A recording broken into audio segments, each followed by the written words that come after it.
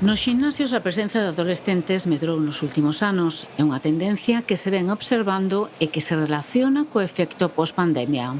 Sobre todo despois da pandemia, digamos estes 4 anos, pois si se ve un aumento moi grande no número de xente xoven que ven a entrenar, non?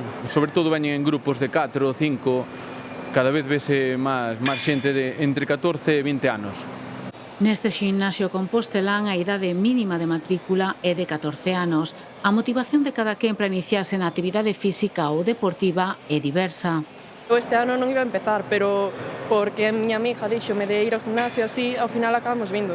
E ademais hai moitos amigos que teño na facultade así que tamén van, entón é como vir en equipo todos. Cando empecé, non sei, a xente era un pouco máis sedentaria, digamos, entón agora si, co aumento todo das estadísticas pódese ver que sí que hai máis xoven, sí. Pois eu empecé relativamente pronto porque a parte do gimnasio tamén facía atletismo, entonces pois axudábame a mellorar en atletismo e desde aí pois empecé e últimamente, estes últimos anos, xa me fun focalizando máis en atletismo ou no gimnasio.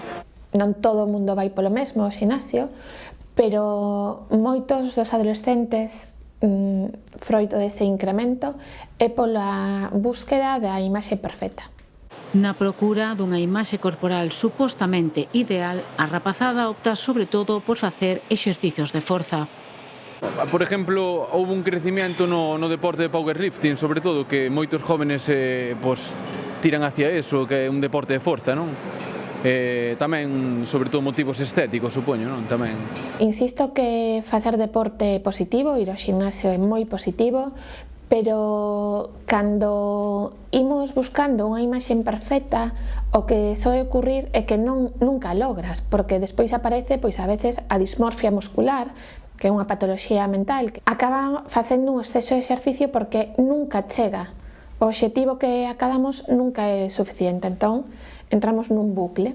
As propias persoas usuarias de centros e instalacións deportivas están a apreciar que as preferencias e gustos están a mudar especialmente entre os máis novos.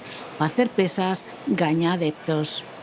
Cardio non vexo moita xente facendo, inda que nosotras, cando vimos, intentamos facer 10 minutiños de cinta, están ocupadas, pero normalmente están vacías. Agora creo hai unha funcionando, o sea, normalmente a xente levanta peso, trata de construir músculo. O tema da sociedade, todos os estereotipos e as cousas que a xente escoita por aí, empezan a levantar moito peso e a veces levantan máis do que pode. Vai haber moita xente que acabe moi mal por culpa deso, porque ao fin e ao cabo están lle dando demasiado corpo.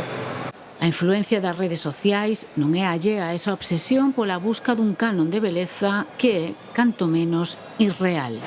As redes sociais, que son as ferramentas que temos aí, que ben usadas, son moi útiles nas idades na que hai moita vulnerabilidade mental, como é a adolescencia, crean moitísima copia e buscamos o perfecto, o que se di aí que non é a realidade. O que si é real é o efecto na saúde mental dos adolescentes dese uso inadecuado das redes. Unha autoestima moi baixa, unha frustración moi alta, porque nunca estamos contentos con nós mesmos. Realizar exercicio baixo supervisión é o aconsellable, segundo os expertos, adaptando o tipo de adestramento ás condicións físicas e á idade de cada persoa, con máis motivos se cadra na adolescencia.